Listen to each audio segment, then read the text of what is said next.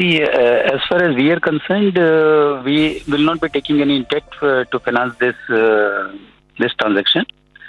And for oil, I'm not aware. So, your free cash?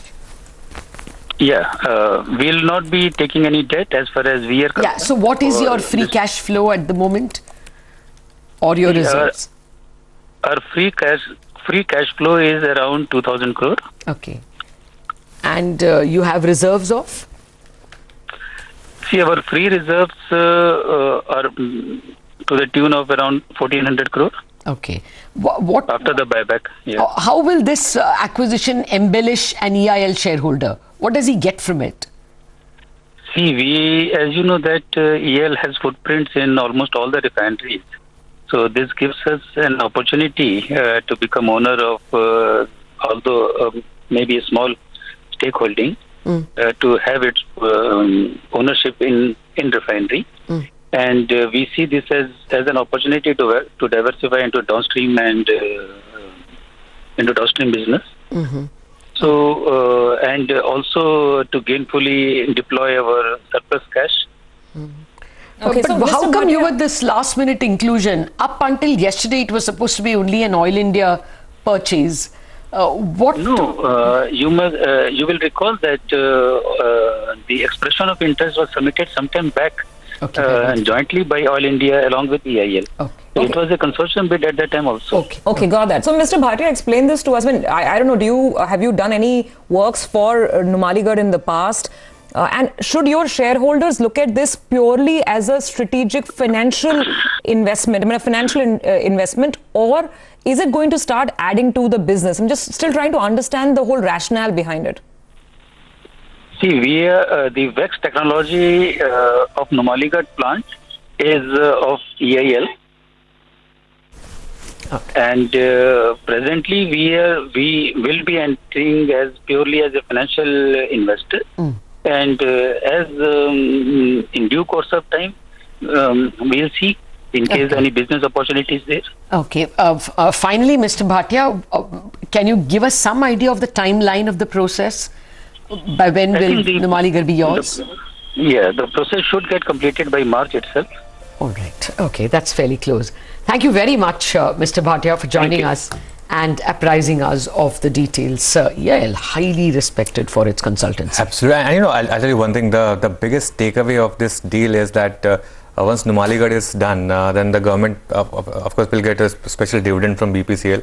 And now this process of BPCL's divestment can move on. Can be speeded up. Numaligarh was the bit of an irritant, and now that will be out of the way. So that way, it's a big positive for BPCL's divestment as well.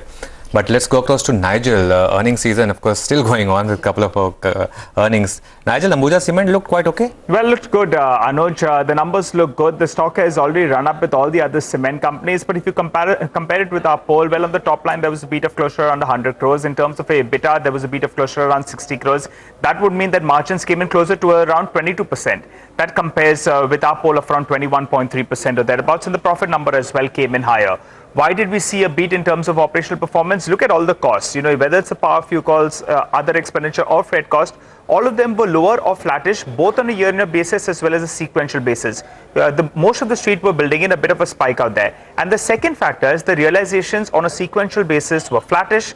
The street was bracing for a decline of closure around 3%. So both those two factors put together led to an operational beat. Remember, they're going to be adding capacity later this year as well. And we'll have the con call at around 11 a.m. So we'll get you all the updates. For the time being, the stock opens up in the green. Okay, got that, Nigel. Thanks very much. So Ambuja on our radar. Abhishek, IDFC First Bank is planning to raise some money? Well, Surbi, they have taken a board approval to raise up to 3,000 crore. Now, remember that, in May itself, they had raised about 2,000 to 2,200 crore. So, this is the second enabling resolution within, 10 months or 11 months. So, taking the CMP of 58.1 per share, that is the closing of yesterday, the calculation shows that, Tier 1 ratio increases by 2.4% to about 16.2%. Net worth increases by 17% to about a little under 20,700 crores. With an equity dilution of 9.1%, the book value actually increases by 7% to about 33.4 per share. Back to you. Okay, thank you very much for that. Nigel, back to you for NMDC. Why? Well, Lata, this time around, they've gone ahead and they've reopened the Donamalai mine. Just to give our viewers a quick background, in December, it opened for a day.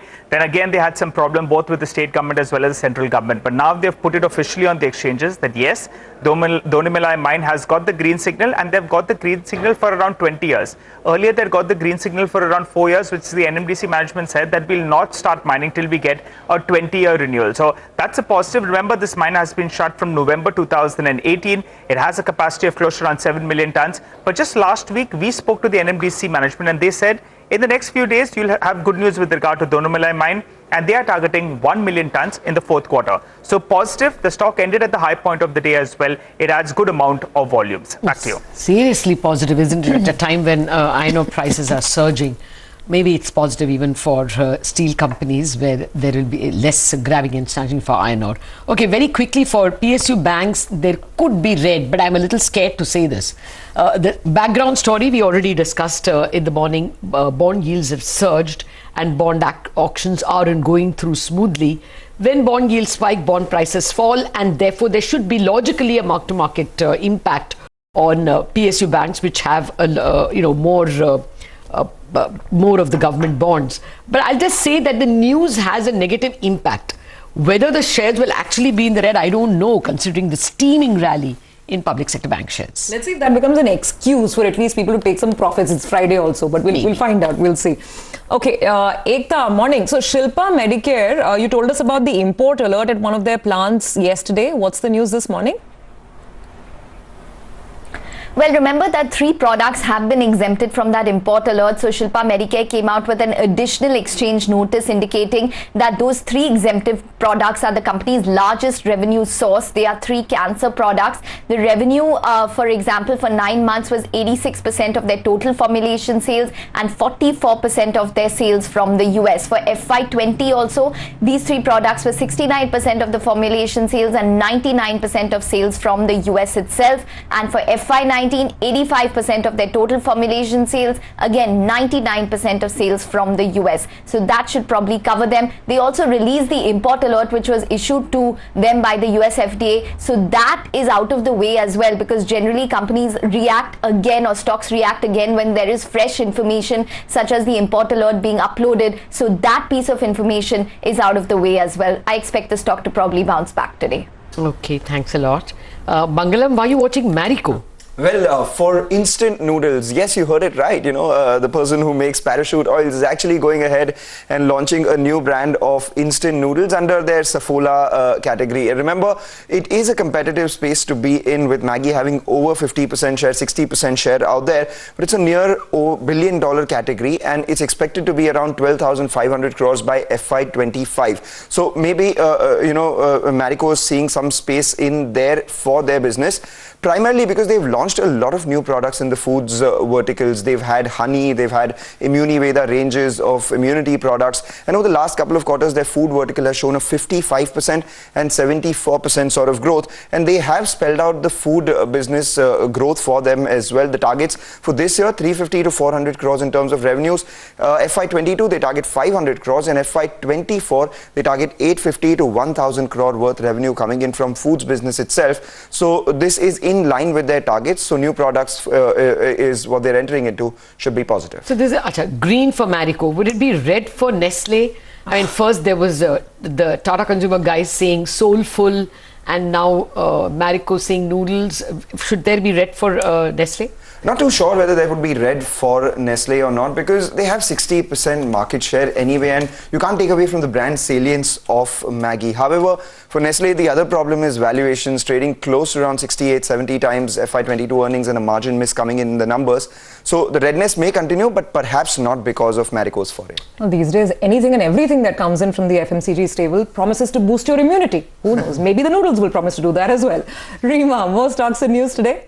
Yes, Surbhi. So let me start with Poly Medicure, which has completed its fundraise. They've raised 400 crores via QIP at a price of 524, which is at about a 5% discount to their floor price. Affle has completed the closing conditions for an acquisition of an Israeli company called Discover Tech, but it's a very small acquisition to move the needle. The cash consideration for this was a little over $1 million, and the company had promised a success fee of $3.5 million. So it's just a step closer to completion of the acquisition of an Israeli-based company. Back to you. Okay, thanks a lot for that. You want to recap? Yes, quick recap then of all our stocks to watch out for this Friday morning. The ones that have positive news flow are as follows: Ambuja Cements, NMDC, Shilpa Medicare, BPCL, Engineers India, Oil India, Marico, Poly Medicure, Affle India and IDFC First Bank. Stocks with negative news flow surrounding them are Bank of Baroda, PNB, Bank of India and Canara Bank, primarily because of rising yields. Okay. On that note, we'll take a very quick break. Back on the other side, Dipen Mehta of Elixir Equities will join in with some long-term stock ideas. Also, DK Saraf, former chairperson of Petroleum and Natural Gas Regulatory Board, joins in next to talk about the possibility of natural gas being included in the GST chain.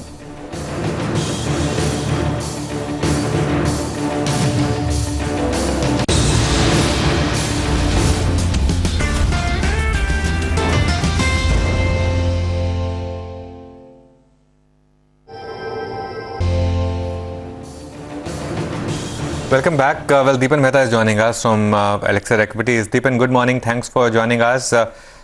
Big rally happening in PSUs. Yesterday, ONGC was up 8%, BHEL 7%, GAIL 7%. Your thoughts? Any stock that you would pick at current levels? Good morning, Anuj, and thanks for having me. I think the government is stocking up its stocks, and I think finally they are behaving like an actual promoter and disclosing more information about the plans for the PSU and privatization and reforms. I think this is sweet music to investors in PSU stocks per se. And I think that this process is what is driving stock prices higher. As regards the stock that we would be looking at, of course, the PSU banks are an interesting space because of the kind of position they are in and more or less done with their provisioning. So you should see sharp increases in their profits. But within the gas space, we definitely like Gas Authority of India Limited. And it's a stock which is trading at a significant discount to its valuable underlying assets. They've had some problems with their gas trading business, which has been making a loss. But I think that will turn around very well this quarter or so. And then I think it should be firing on all four cylinders with the petrochemical cycle looking up for them. So that also should be a big contributor to profits. And with all these kind of changes in taxation which they want to bring about for natural gas, I think Gas Authority certainly benefits, and maybe over the longer term they could be getting a higher fee for transportation of gas. So valuation is also extremely attractive, and gradually I think the threat of government interfering in pricing is receding. So I think it's a good space to be in, and Gas Authority perhaps remains the best pick within the PSU at least at this point of time. Okay, since you're speaking gas, I want to speak oil as well. We heard this morning from the EIL management as well that they've also cleared their expression of interest, and they will be putting in a financial bid for Numaligarh. Now it looks like BPCL divestment is getting closer. So any thoughts over there? Would you want to buy BPCL at this stage? Not really, Lata. I would like to see the privatization to be over and done with, and what value it actually takes place at. A big disappointment as far as BPCL divestment is concerned is the absence of any of the large oil majors looking at acquiring that company. So maybe, those companies know something we don't, and perhaps, we are overvaluing BPCL at this point of time, because all the bidders who have come are basically financial bidders who would like to, get a higher return on investment, but not strategic investors, and that's definitely a bit of a disappointment. So let's just see how it plays out. And there are many opportunities in the gas space. I think one should look at those stocks over there. And today there was interesting news that maybe Reliance is looking at the O2C business, also getting a strategic partner over there. And that also could be a big play as far as the natural resources, oil, gas, petroleum space is concerned. Okay, since we are on the oil and gas subject, let's actually bring in one more expert, and Dipen, then we'll come back to you for some other stocks and some other views as well. Now, yesterday we heard the comments coming in from the Prime Minister, again reiterating the government's stance that they do want to bring in natural gas within the GST ambit. And that triggered a big rally in gas stocks. Though, of course, we spoke to some analysts later who did explain that it's going to be tax neutral. It doesn't mean an immediate P&L benefit for most of the companies. At least that was the interpretation by one of the analysts. D.K. Saraf, former chairperson, Petroleum and Natural Gas Regulatory Board, now joins in. Mr. Saraf, good morning. Thanks for joining in. That is my first question to you. If gas is brought within GST and the input tax credit is available, does it mean any savings for city gas distribution companies?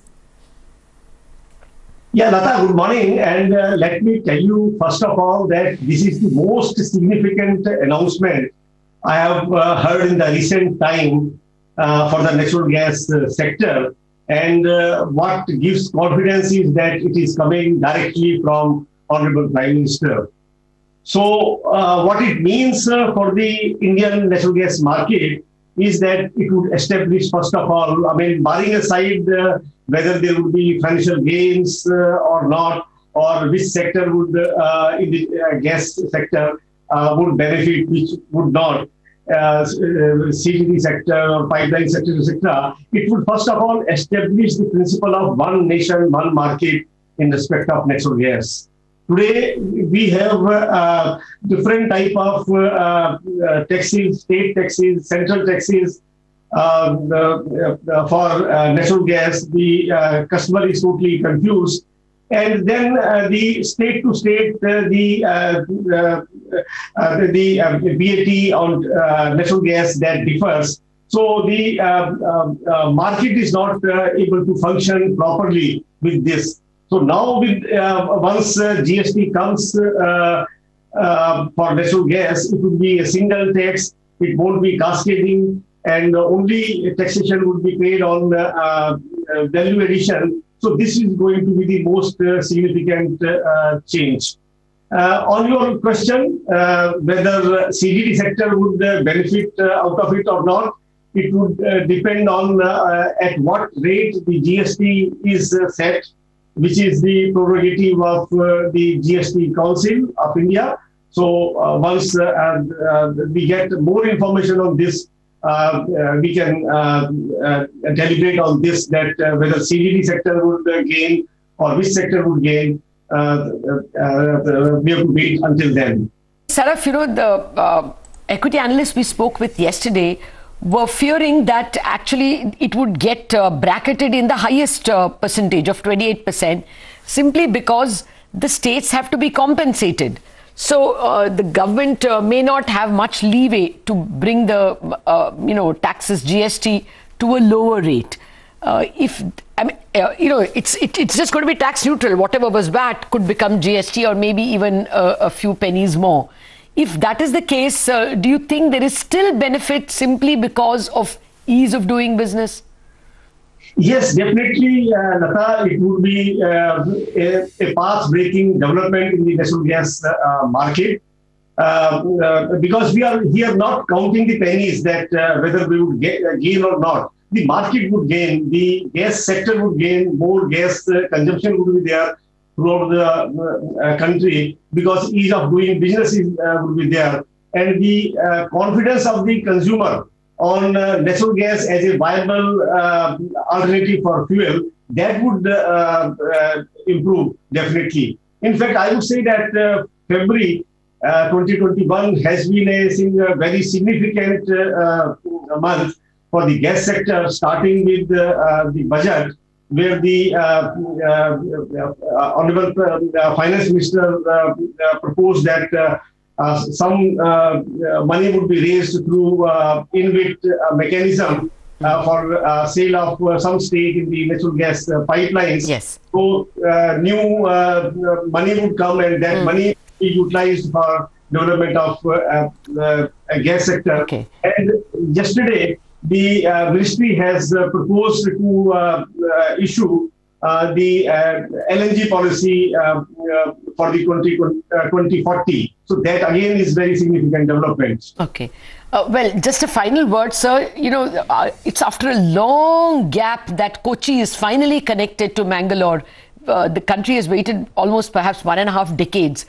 Do you see now the pipeline network moving fast, especially as you say, they will invit the older pipelines? Yeah, the pipeline sector would develop fast.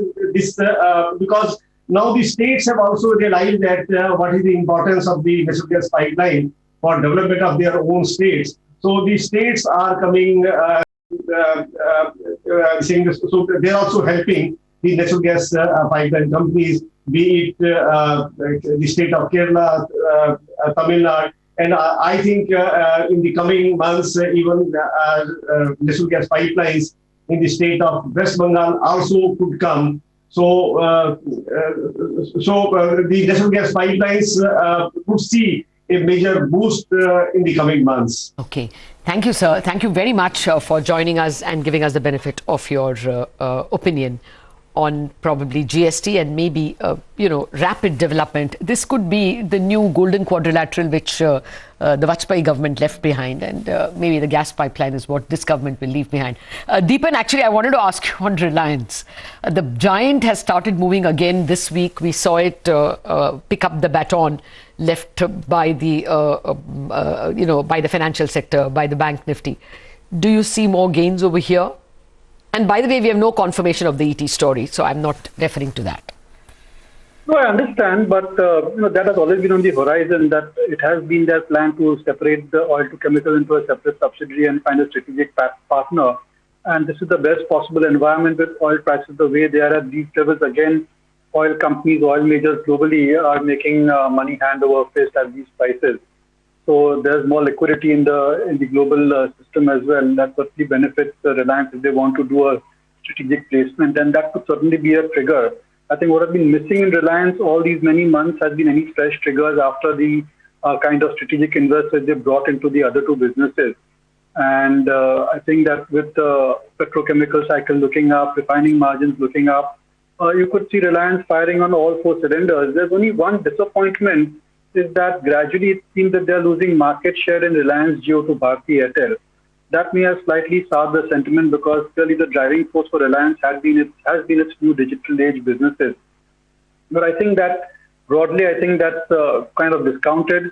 And maybe I think if market shares are stable at these levels, they could be inclined to increase the ARPUs or the kind of charges they levy for telephone as well as data. And that could be, again, a big trigger for Reliance Jio and the entire telecom sector. So I am expecting positive triggers for Reliance Industries over the next quarter or so. And that could certainly cover some of the underperformance the stock has had over the past few months or so. Okay, got that, Dipen. Well, we have to take a very quick break on that note. We will come back and also get you a couple of the trading ideas for the morning. Mitesh is going to join in, as will Rahul Mohinder.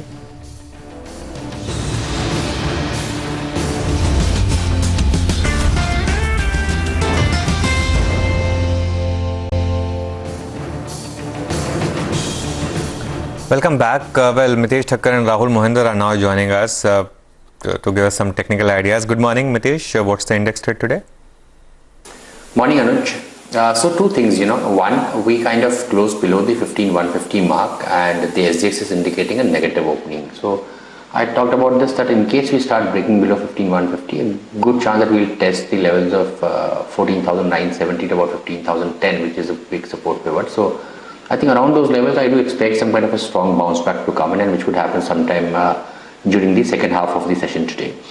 Similarly, the bank Nifty is also closed above the support areas of 36,400, but today it might start below that. But if it recovers during the day and starts trading above 36,400, 450 again, would start immediately venturing long on the banking side, especially given the fact that a lot of PSU banking stocks remain in a very strong uptrend. So that's the way we'll approach the index, try to fish on the Nifty for long opportunities closer to 15,000. And on the bank Nifty, if it recovers and starts trading about 36,450 again. Rahul, good morning. How would you approach the index today? I think, Anuj, keeping in mind the outlook continues to look positive from that medium to long-term perspective, I would use a negative opening of today again as an opportunity to get in.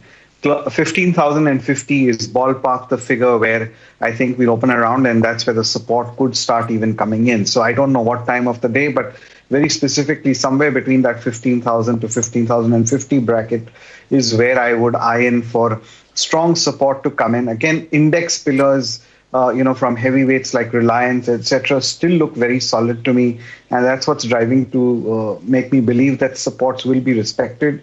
On the bank nifty, around 36,250 to 36,300, I think that's the sweet spot. So if we get it around those levels, I would continue to believe that that's a good area to get in.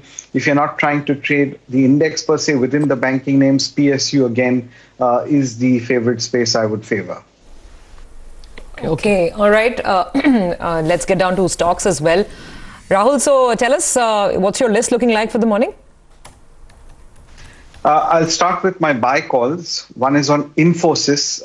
The stocks, one of the things I noticed is the 50-day moving average is, right about the corner where it gets a lot of support from it. In fact, right from May 2020 till date, that's the one level it's always been respecting very well. Again, I see this as an opportunity to buy. A stop loss of 1,260. First target would be 1,330 if you're a short-term trader. If you're willing to give it more time, 1,360 is where I look at the stock going to.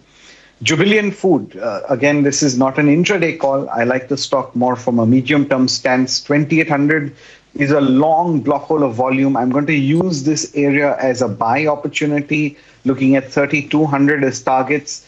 And finally, the stock which I would sell would be Bharti Airtel. There's severe resistance around 570s, around 601. So I'm going to keep that as a stop loss. Sell for a target of 570 on Bharti Airtel. So 2 buys and 1 sell. Mitesh, you have more buys actually. Despite the fact that the markets are showing a negative opening and we had a fall yesterday, there are a lot of stocks which are showing good traction, and Asian Paints would be one which could be giving a reversal. That's a buy with a stop below 24.40, and I would look at targets close to about 25.35 here. I also have a buy on L&T Housing Finance. Keep a stop below 100. Look for a 106 as the short-term price target on the upside. SBI Cards on a mild dip. Today's opening gap down could provide that. So on a mild dip should be bought around levels of 1,055. Keep a stop below 1,032. 1,100 should be the first target. And I have one sell call as well. That's DLF, which can be sold with a stop at 312 for targets of around 292. Okay. Gentlemen, thanks. We're going to ask you lots more questions, but for the moment it's a break. We'll have the pre-opening rates when we are back. We are also going to be joined by Y.S. Chakravarti, Managing Director and CEO at Shriram City Union Finance, to tell us how business is panning out. That stock has got some massive upgrades from some brokerages.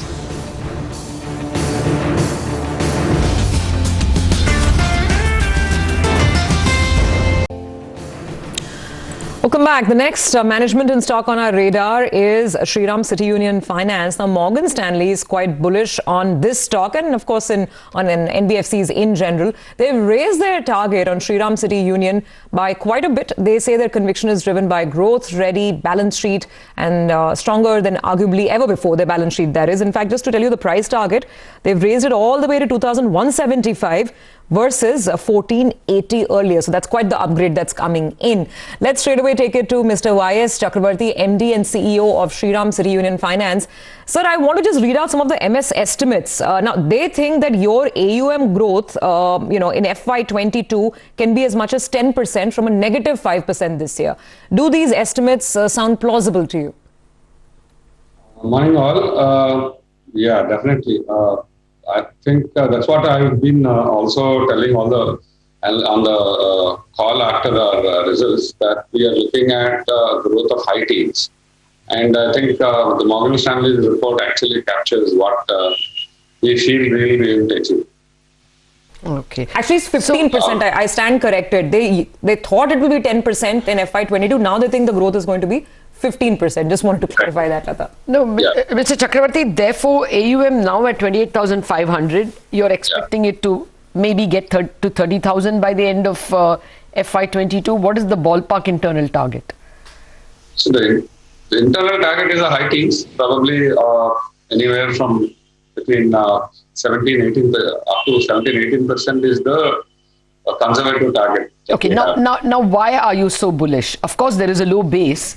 Your FY19 was 29,000 crore. It was more than what you have now. But what are you seeing so much demand, and where? Yes, the core product, that is the MSME, our core product is MSME, and we are seeing a lot of demand for working capital from this segment. And we have built in a very large, robust pipeline for this business, and we are bullish on this. MSMEs. Even the funding also, from the funding side also, there is a lot of demand for the MSME product now. So, both sides, both on the liability and credit side, we are seeing this demand. Okay, actually, of all your various, gold, two-wheeler, MSME, it is MSME that has come down year on year when you reported Q3 numbers. But specifically, CRISIL has pointed out that unsecured MSME and unsecured personal loans is what is likely to be most stressed.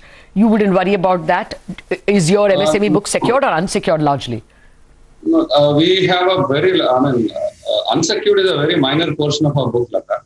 So we are not worried on that front. As far as, the other point is, majority of my customers are traders and service providers. And this segment has come back very strongly. They have recovered well. And we are seeing, as I said, we are seeing a demand for working capital from these segments.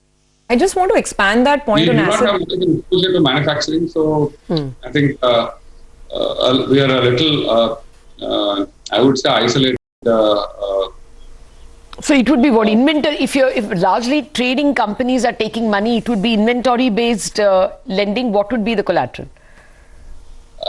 Collateral is almost always stocking, goods in stock. Okay. So I just want to expand that point on asset quality to the rest of the book beyond MSME as well. MSME, you explained to us why you're not that concerned. I don't exactly have the pro forma GNPA number in front of me right now. But can you give us some more details in terms of the structuring, and once this dispensation is over, then perhaps what will your total stressed book look like? My restructuring book is nothing to talk about. It's less than 0.5%. So these are all small traders, 10 lakh, 12 lakh average ticket sizes. So restructuring is not, most of them are not even opting for restructuring. But they were completely out of business for about 6 months, isn't it, small traders? No. How did you tide over it? They could pay? Not completely out of the book, Lata. They had cash flows issues, but their businesses, within a couple of months, they have started their businesses. Cash flows have started coming in. Okay. But most of them have used the moratorium facility available and started paying post-moratorium. Okay. So you don't expect to have a sizable credit cost. What is the current credit cost and what may it be in FY22? See, our current credit cost is around 2.7, 2.8 and we expect to hold it there. Okay. In fact, even the COVID provisions, which were at close to 700 crores in September, we have come off by about close to 100 crores in the December quarter. Oh, okay. So finally, what about cost of money and spreads? Because in general, I mean, we are in an environment where gradually, I guess, rates will start inching up higher. What is your cost of borrowing right now, and what is the guidance you can give on margins? I think the cost of borrowing has come off by about 50 basis points in the last quarter. But then that has taken, close to about 2 quarters. After 2 quarters of rate reduction, it was passed on to us. So we expect that the rates to remain at, even if they firm up in the market, probably we should be able to, hold on to this 50 basis points reduction in cost of funds for at least next 2-3 quarters. Oh, okay. Okay. You expect your cost to be lower by about 0.5% from year ago levels, but does that improve your spread? See, some of it we have passed on to customers during the festival season, but I think our spreads will more or less remain where they are. Okay. They are not under pressure anyway. But we basically, your bet is a volume-led growth. That's how you're looking at FY22. Yeah. Okay. All right. We will look forward to that. Mr. Chakravarti, pleasure speaking with you. Thank you very much indeed for joining us. Okay, so I think what he was stressing again and again was double-digit, high teens rather, in terms of an AUM growth, and that's perhaps is what the brokerages also are enthused by. Let's take a quick look at the past financials for Shriram City Union. We'll have the profit after tax come up for you, and the AUM, which is what people are betting on, the assets under management, which were flat in FY20 and 21 as well, are expected to, it's 28,000 crore, 28,500 now at the end of 9 months, and that's where a strong growth is expected. Okay. All right. We just have the GNP. That's the GNP number. Okay. Which is peaking off. It's right now. It's peaking off, and he's hoping that trend continues. Okay, we have to move on to another important corporate conversation. By the way, the pre-open is telling us it's defying what the SGX Nifty was doing, just saying. Because in the pre-open, the Nifty is actually up about 45 odd points. So let's see if this is how indeed it's going to play out. But right now, back to that all-important news on gas and the fact that the Prime Minister has reiterated the government's commitment of bringing natural gas in the GST chain. So let's speak to one of the players now directly. A.K. Jana, MD of IGL, is joining in. Mr. Jana, good morning. Thanks for joining in. So, analysts are saying that this immediately, long term, it should boost gas volumes and it'll be a, one country, one gas market sort of a play. So, those are the larger synergies. But I want to start with the immediate question. Immediately, is it likely to be tax neutral? And give us both the scenarios. Now, we don't know if it goes in the 18% bracket or 28%. Give us both the scenarios. What will it mean for your P&L? Yeah, good morning. No, this is the right support has come at the right time when all the CGD entities, they are having a massive plan for investment. The fact is that GST at what percentage it will be coming, it will depend on that. And the second thing is that definitely this will help us to do actually the ease of business. We have a different structure for the different states, and we do have a different tax rate for the different product. We have CNG at a different VAT applications are there for the domestic PNG, and the commercial industrial sector. We have a different structure for that. So it is a very cumbersome calculation for the pricing, and this will help us in true sense the ease of doing the business. Second thing is that I can see that the input tax credit also people will be getting all the time when you are going to any customer asking for this conversion to the PNG. They would be saying, no, there's no alternate fuel. They are under the GST, so we don't get much benefit on that. So this will boost definitely the gas, the target what the government do have for bringing up to the 15% in the energy mix. So this definitely will going to help us a lot. But specifically, if the rate is 28%, will your effective tax outgo actually go up? That is, what one section of the market's interpretation is. I don't foresee that. It is very difficult to say at this stage what would be the tax rate, basically, GST rate. And if it is 12% or if it is 18%, then it will be at normal stage. Much difference will not be there in the prices. But if it is 12%, definitely there will be huge reductions in the prices for the CNG, depending on that state. So if I take an example of UP, there will be reductions in, the VAT is there and excise duties are there. So there will be a huge reduction, more than 15 to 16% reduction would be there in the CNG prices. Will it, if it is, Mr. Jana, if it's 28, it can be prohibitive?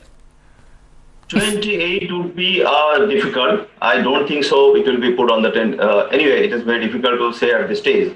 But 28 may not be any in particular sector, or CNG may not be, but other sector we have to see on that. Would it be right to say that it will be largely revenue neutral for you? I mean, the government will try to keep it revenue neutral between centre and states. So just want to compensate the states. If it is revenue neutral from a tax angle, will you still make money on higher volumes? You see, we have volumes. Definitely, we have a massive target every year. Actually, IGL is having a target of increasing every year 1 million gas. No, and to do so, probably the conversion of the vehicles and the conversion of the industry to the PNG and domestic per se, we don't get much volume on that. But still, we are targeting to achieve maximum domestic connections, also conversion also. Okay. Every year we have a target of more than 6 lakh houses are to be connected. Now, what your investors will want to know is, will the tax on gas, GST, will it be just a pass-through, gain or loss? Will be only a pass-through, and you will not allow it to affect your margins? That is the point I'm trying to get at. Yeah, it's depending upon that what level basically structure is coming, what percentage is going to be there in the slabs. So if it is 12% or 18% will be the tax neutral basically. Okay. All right, now, okay. Let me come to other issues. You had told us that you have approached the Center for Oil Marketing Companies' demand to increase commissions. Apparently, there is a lot of disagreement between the two of you. Now, where does this stand? You see, it is an agreement between the two entities. Now, they have come out with some study they have conducted, and they have given us the proposal. So we are discussing with them with the help of ministry also. So I think it will be resolved, and win-win situations will be there. I don't foresee any at this stage much increase would be there. So we as a CGD entity, because it will have an impact on entire country. Today it is not a question of Delhi and Mumbai. Now 426 districts have been allocated, so it will be having impact in entire India. So looking into that we are in the discussions, and it is a contract agreement between two entities. So the win-win situation has to come. So it's very preliminary discussion. I don't see much impact would be there on that. Okay. Mr. Jana, also give us a sense on volumes. I mean, in general, what are the kind of volumes that you are looking to do this year? And also, I mean, I'm not sure if there's going to be any movement on the exclusivity bit. This whole issue of open access. I think the case is still in the court, the one that you've put in. If you could give us an update on that as well, and a general sense on volumes that you're looking to do in FY22. FY 21-22, I think the way I can tell you this year itself in the Q4, we are more than last pre-COVID level, and my expectations is that around 5 to 10% more volume would be there in this sector in this quarter, the Q4. No, the fact is that one particular sector, that is your the school, is still not operating, who is to consume more than 10-12% of my total CNG volume. And most of the IT sector, even in the other offices also, they are working from home. So the fleets are not on road. So once that is also consuming more than even 8-9%. So 20-25%, there is no assured volume is being not utilized because of this sector. Once they are online, so I foresee that it will be a double-digit growth, even more than 10% growth would be there in the next year. Or we'll see returns. Yeah. I got that, sir. So just may I squeeze in another quick question? We understand you have signed an agreement with Petronet LNG for the development of LNG infrastructure. What is that? No, we have not signed any LNG. All right, sorry. Okay, this was just some other media news. Just the progress on the open access case. What are the next dates, and when can we expect some clarity on that issue? Because you're fighting for more of that exclusivity to continue, obviously. No, it was basically the subsidies better not to discuss on this particular issue. But the government, the PNGRB, they came out with some regulations. And partly it is in favor of CGD entities. So there is a question of that what should be the rate and how it is to be arrived. So all these things, discussions are going on. Okay, so regulation has come. It is not. I should not say that entirely it is against the CGD entity. Certain issues are there that we would like to discuss on that particular things with the PNGRB. Then it will come out. So it is a subsidies. I don't know to speak on that particular aspect now. Thank you very much, Mr. Jana, for joining us with all those details. That's IGL. And let me quickly toss that to Dipen. Dipen, you heard the conversation. You said that you favor GAIL. What about IGL? Yeah, I think the city gas distribution companies also would be big beneficiaries if the government were to provide input tax credit. But I think the best over there we'd like to buy is Gujarat Gas. And that's got a high exposure to industrial customers, expanding its territory, and by far the largest player also in the gas distribution business, with steady increases in volume. So I would prefer Gujarat Gas over IGL or even Mahanagar Gas purely on that count. And there's, of course, the NGT order, which is driving more and more Gujarat units to go for cleaner fuels like natural gas rather than pet coke and furnace oil. So while I think the prospects of city gas distributors is excellent, let's go with the market leader, that being Gujarat Gas over here. Usual disclosure that we and our clients are invested in it. The pre-open has settled 44 points lower on the Nifty and about 200 points lower on the Bank Nifty, 15,074 on the Nifty. Mitesh, if we open here, any short or long trade on the index, and what's the 9-10 call? Manoj, I think another 50 points lower, I would want to explore a long on the Nifty. And on the 9-10 call, I have a buy on L&T Finance. Keep a stop at about 99.9 or just below 100, and 106, 107 should be the target area. L&T Finance Holdings. Rahul, what's your 9-10 call? Yes, I would also kind of look at that 15,050 level, as I mentioned earlier, also as good support. So in and around that area, definitely looking towards buying the Nifty. In terms of stocks, as I mentioned, Infosys is one of those stocks which hasn't participated in the last few weeks and at a very good support point. So I'll be buying for targets of 1330 and 1360. Keep a stop loss below that 1270 mark. Okay, so that's Infosys and L&T Finance has 9-10 calls. Let's go across to Nimesh then for standard brokerage report. Nimesh, what have you picked today? Hi, today's standard report is Jefferies on housing sector. They see as a beginning of a multi-year upcycle for as the housing affordability is at the best in the last 20 years. The demand is picking up, unsold inventory is now coming down, and the buyer sentiment has turned positive. So to play this theme, they've identified few stocks. The first stock is Godrej Properties, Supreme Industries is the second stock, ACC from the cement space, L&T, HDFC, and Kajara Ceramics. These are the 5-6 stocks that they have identified to play this theme. And for all these stocks, they see between 45% to 75% upside potential over the next 3 years. So they see it's a beginning of a multi-year upcycle, and to play this theme, one should look at these stocks. Okay, thank you very much for that, Nimesh. The market has been trying to play this theme for some time now. So that final question to you, Dipen, would you buy any realty stocks, this housing theme? I think we are seeing a nice upcycle in the real estate sector after many, many years, I would say, and hopefully it should sustain going forward. And the stock that Nimesh mentioned, Godrej Properties, I think could be a standout winner over there. They've been gradually transforming their business model at the appropriate time, where earlier they were doing joint ventures and partnerships and it was not a capital-intensive model. But now I think with the kind of balance sheet size which they have, they are going for outright purchase and building their land bank. And when those projects come on stream, you will see certainly an improvement in their operating profits because they don't have to share the profits as in the case of joint ventures and partnership models. And I think it's by far India's largest real estate company in terms of presence across all locations. To that extent, it is a bit diversified and not focused on a single market.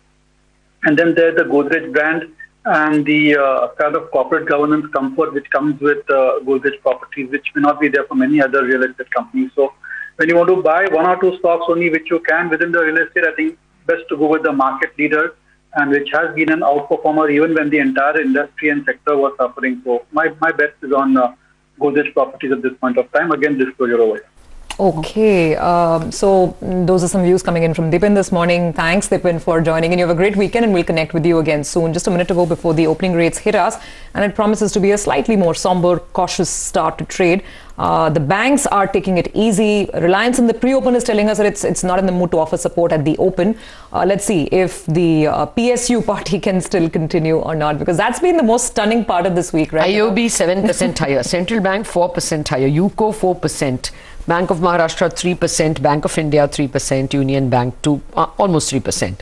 So, I mean, the rally is still there. But I just want to caution you, look at the Asian screen. That's not looking very, positive. So, we have to worry. These are pre-opening bids. Let's see whether once the market opens, we are able to just pull up the Asian indices. Hang Seng is down 300 points. Yesterday also it closed at the lowest point of the day. Kospi as well closed at the lowest point of the day. And right now also, a couple of these markets are not at the lowest point right now intraday, but clearly down about 0.5% to 1%. Yes, so we have to see whether those vibes rub off on us, and we are racing, of course, to the opening of the market. Opening bell is about 4 seconds. Okay, there goes the bell, and it's a 0.25% down tick, 45 down on the Nifty, and about 165 down on the Sensex, 1/3% now, and about 1% knocked off on the Nifty Bank at the first tick, about 320 down. The mid cap's relatively better, 1/4% down tick over there. Gas stocks still doing well. GAIL, Dipen extolled its virtues. It's up 1.7. BPCL is the one that's shining now, hoping that the Numaligarh refinery sale is inching closer. So 1.1%, 1% higher now on BPCL. The insurance companies have been actually pulled the baton from for the bulls. And now HDFC Life is up about 0.7. SBI Life as well is in the green.